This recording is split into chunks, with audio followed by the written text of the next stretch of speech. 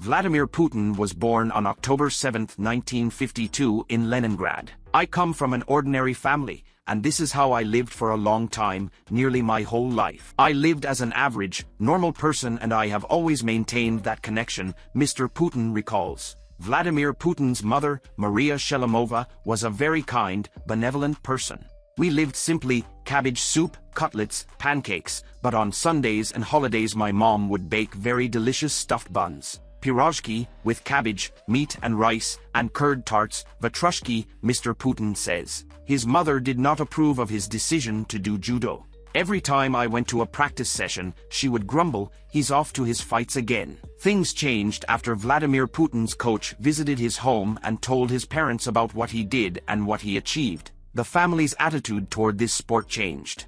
My mother baked some very delicious stuffed buns, with cabbage, meat and rice, and curd tarts. Vladimir Putin. His father, Vladimir Putin, participated in the war. In the 1950s, he worked as a security guard and later as a foreman at the carriage works. My father was born in St. Petersburg in 1911. When World War I began, life in St. Petersburg became hard, people were starving, so the entire family moved to Pomanovo, a village in the Tver region my grandmother came from.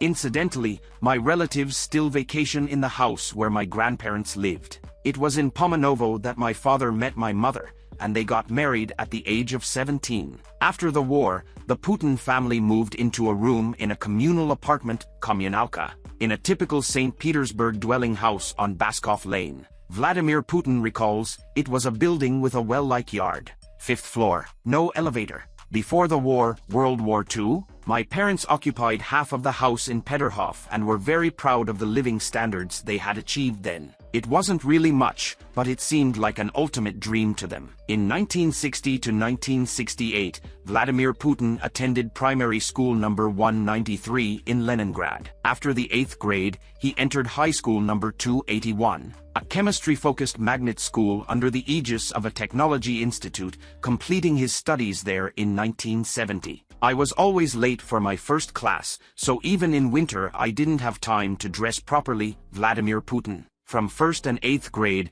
Vladimir Putin studied at school number 193. As he recalls, he was a troublemaker, not a pioneer. His teacher, Vera Gurevich, recalls, "In the 5th grade, he still hadn't found himself yet, but I could feel the potential, the energy and the character in him. I saw that he had a great deal of interest in language, he picked it up easily. He had a very good memory and an agile mind. I thought, something good will come of this boy, so I decided to give him more attention to distract him from the boys on the streets." Until the 6th grade, Vladimir Putin was not very interested in studying, but his teacher Vera Gurevich saw that he could do better and get higher grades. She met with his father asking him to influence his son. It did not help much. But Vladimir Putin himself radically changed his attitude toward his studies when he was in the 6th grade. Mr. Putin notes, "Other priorities were emerging. I was asserting myself through sports, achieving something. There were new goals, too. No doubt, this had an enormous effect." In the 6th grade, Vladimir Putin decided that he needed to achieve something in life, so he began getting good grades,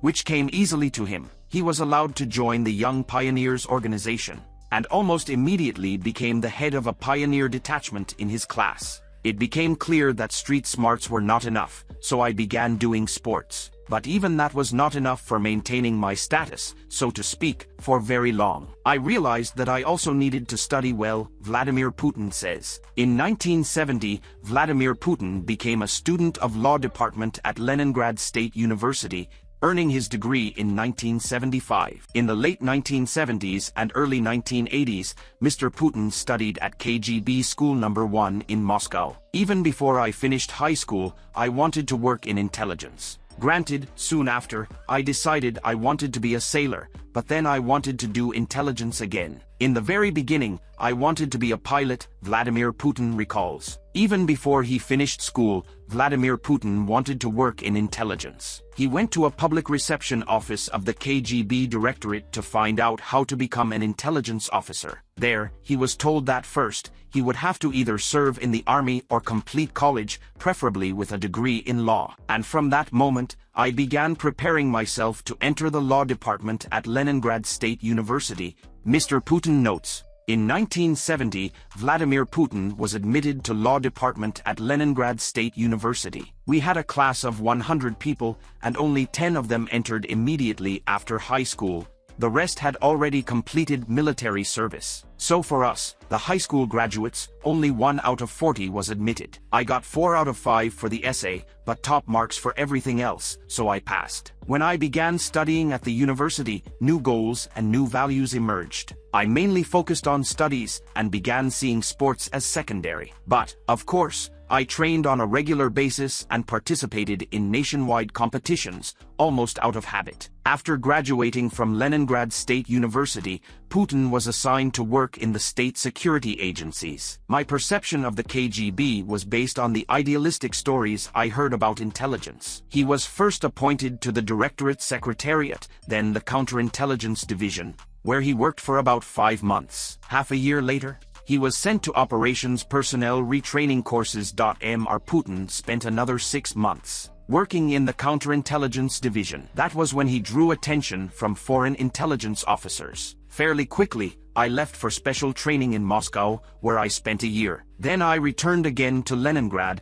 worked there in the first main directorate, the intelligence service. That directorate had branches in major cities of the Soviet Union, including Leningrad. I worked there for about 4.5 years. Then Mr. Putin returned again to Moscow to study at the Andropov Red Banner Institute, where he was trained for his trip to Germany. 1980s there was something about him. Having completed his studies at the Andropov Institute, Vladimir Putin left for East Germany in 1985 and worked there until 1990. But before he left, another major event in his life took place. Vladimir Putin met Lyudmila Shkrebneva through a mutual friend. Lyudmila worked as a flight attendant on domestic airlines and had come to Leningrad for 3 days with a friend. I was already working in the first main directorate in St. Petersburg when a friend of mine called and invited me to the Arkady Rykin Theater. He said he already had the tickets and mentioned there would be 2 young ladies joining us. So we went to the performance and the young ladies did join us. The next day, we went to the theater again,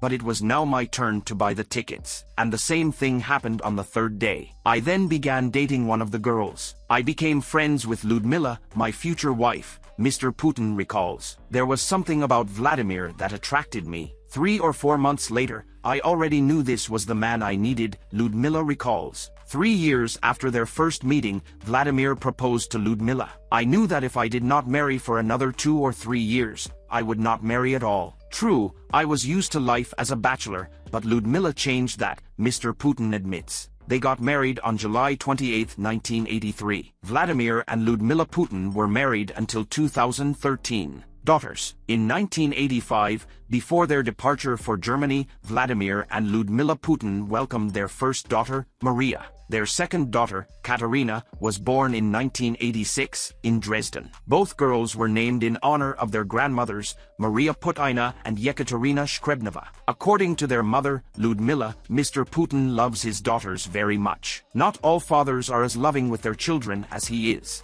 And he has always spoiled them, while I was the one who had to discipline them, she says. In 1985 to 1990, Vladimir Putin worked in East Germany. He served at the local intelligence office in Dresden. Over the course of his service, he was promoted to the rank of lieutenant colonel and to the position of senior assistant to the head of the department. In 1989, he was awarded the Bronze Medal issued in the German Democratic Republic for faithful service to the National People's Army. My work was going well. It was a normal thing to be promoted just once while working abroad. I was promoted twice, Mr. Putin says. From assistant to the rector of Leningrad State University to acting president after returning to Leningrad from Germany. In 1990, Vladimir Putin became assistant to the rector of Leningrad State University in charge of international relations. In 1996, he and his family moved to Moscow, where his political career began. After returning to Leningrad from Dresden in 1990,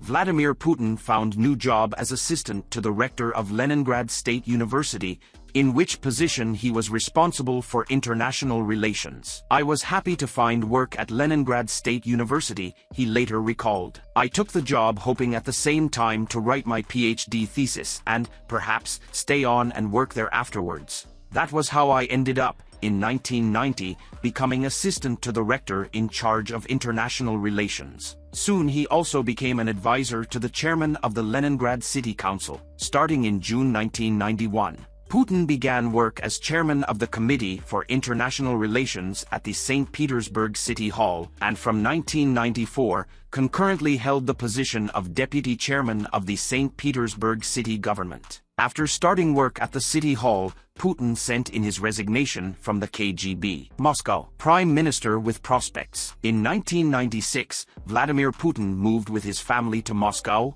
where he was offered the post of Deputy Chief of the Presidential Property Management Directorate. I would not say that I did not like Moscow, but simply that I liked St. Petersburg more. But Moscow was very obviously a European city, Putin recalled. His career rise was rapid. In March 1997, he was appointed Deputy Chief of Staff of the Presidential Executive Office and Chief of Main Control Directorate. Busy with work as he was, he still found time to defend his doctoral thesis on economics at the St. Petersburg State Mining Institute. In May 1998, Putin was made first Deputy Chief of Staff of the Presidential Executive Office, and in July 1998, he was appointed Director of the Federal Security Service. From March 1999, he also held the position of Secretary of the Security Council of the Russian Federation. In August 1999, Putin was appointed Prime Minister of the Russian government. The post was offered to him by then-President Boris Yeltsin. As Putin later recalled, Mr. Yeltsin invited me to come and see him and said that he wanted to offer me the Prime Minister's job. Incidentally, he never used the word successor in his conversation with me then, but spoke of becoming Prime Minister with prospects, and said that if all went well, he thought this could be possible. Putin described his time in the Prime Minister's office as an honor and an interesting experience. I thought then, if I can get through a year, that will already be a good start. If I can do something to help save Russia from falling apart, then this would be something to be proud of. Acting President of the Russian Federation. Shortly before the new year of 2000 rolled in, President of Russia Boris Yeltsin proposed that Vladimir Putin become acting president. 2 or 3 weeks before New Year, Mr. Yeltsin called me to his office and said that he had decided to step down. This meant I would have to become acting president, Putin recalled. Putin described it as not an easy decision to make, given that it is a rather heavy load to bear. I had my own thoughts, my own reasoning, but at the same time, there was another logic I had to consider too. Fate was offering me the chance to work for the country at the very highest level, and it would have been foolish to say, no, I'm going to go and sell sunflower seeds instead, or go into private legal practice. I could do all those other things later after all, and so I decided that this had to come first, and everything else later. Putin explained his choice. On December 31, 1999, Vladimir Putin became acting president of the Russian Federation. Vladimir Putin was elected president of Russia on March 26, 2000, and was re-elected to a second term on March 14, 2004. On May 8, 2008, he was appointed prime minister by presidential executive order. Vladimir Putin was elected president of Russia on March 26, 2000. He was officially inaugurated on May 7, 2000. In his inauguration speech he said, "We have common aims. We want our Russia to be a free, prosperous, flourishing, strong and civilized country, a country that its citizens are proud of and that is respected internationally." He added that he would be guided solely by the interests of the state. Perhaps it will not be possible to avoid mistakes, but what I can promise and what I do promise is that I will work openly and honestly, Putin said. "I consider it to be my sacred duty to unify the people of Russia, to rally citizens around clear aims and tasks, and to remember every day and every minute that we have one motherland, one people and one future." Vladimir Putin was re-elected to a second presidential term on March 14, 2004. In his address to the Federal Assembly on May 26, 2004, Putin said, "Our goals are very clear. We want high living standards and a safe, free and comfortable life for the country. We want a mature democracy and a developed civil society. We want to strengthen Russia's place in the world. But our main goal, I repeat, is to bring about a noticeable rise in our people's prosperity. We have better knowledge today of our own potential, and we know what resources we have at our disposal. We understand the obstacles we could face in reaching the goals we have set. and we are actively modernizing the state in order to make sure that its functions correspond to the present stage of Russia's development, that of achieving a real rise in living standards. On May 8, 2008, Vladimir Putin was appointed Russian Prime Minister by presidential executive order. Russia has grown much stronger in recent years, Putin said at a session of the Russian Federation State Duma. We have enough resources to tackle still more ambitious tasks and goals. The important thing is to make competent, effective and proper use of the accumulated potential. For my part, I am ready to exert every effort to achieve the goals set, to deliver new and significant results for the prosperity of our country and for the sake of a worthy life for Russian citizens. People are at the center of the Prime Minister's attention. Putin said that the authorities must draw their support solely from the Russian people, and if this support is absent, the authorities have no place in power. In November 2011, Vladimir Putin was proposed as a candidate for president of the Russian Federation. Vladimir Putin took the reconstruction of homes and compensation for victims of the wildfires in the summer of 2010. Under his personal control, round-the-clock monitoring was set up at the sites where new housing was being built for the fire victims. Video cameras working 24 hours a day were installed at all of the main sites. The construction work could be followed on monitors at the government house, at Vladimir Putin's residence, and on the government website. Families of those killed by the fires received 1 million rubles $33,000 in compensation, and each member of families affected by the fires received 100,000 rubles. All of the people whose homes were destroyed received new homes or apartments by the start of winter or, at their request, received monetary compensation. A total of 2,200 families built new homes. Social measures. Vladimir Putin is an active supporter of measures to develop the agricultural sector. Step by step, we are becoming full-fledged masters of our own food and agricultural markets. This is the result of our work to develop the country's agricultural sector, and is the visible fruit of the hard work put in by our grain growers, livestock farmers, and processing companies, he said. Support for military personnel and teachers is another priority for Putin. In November 2011, the delegates at United Russia's 12th Party Congress approved Vladimir Putin as their candidate in the presidential election. Vladimir Putin was elected president of Russia on March 4, 2012. On the day the president took office, May 12, 2012, he signed 11 executive orders designed to address the most important and sensitive issues people were facing, including increasing salaries for public sector employees, while also improving the quality of healthcare, education and social services, improving housing, including for families with many children and those living in unfit buildings, streamlining the work of government bodies and organizations providing municipal and government services. The Commission for Monitoring Targeted Socio-Economic Development Indicators, chaired by the President, oversees the implementation of instructions issued in follow-up to the May executive orders.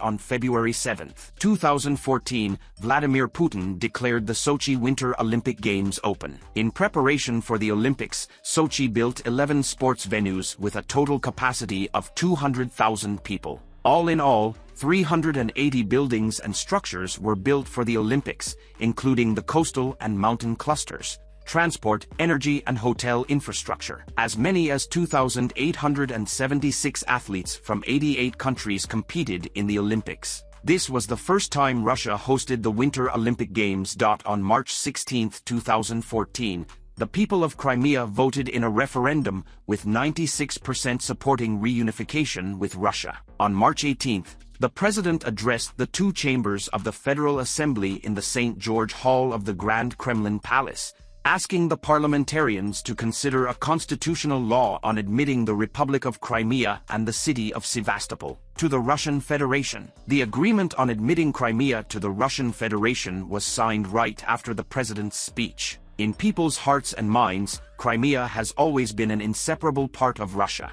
This firm conviction is based on truth and justice and was passed from generation to generation over time. Under any circumstances, despite all the dramatic changes our country went through during the entire 20th century, Vladimir Putin said in his address to members of the State Duma, the Federation Council, heads of Russian regions and civil society representatives. On December 6, 2017, during a visit to GAZ Group automobile plant in Nizhny Novgorod, the president announced his intention to stand in the upcoming presidential election. Following the election held on March 18, 2018, Vladimir Putin was re-elected as the president of the Russian Federation.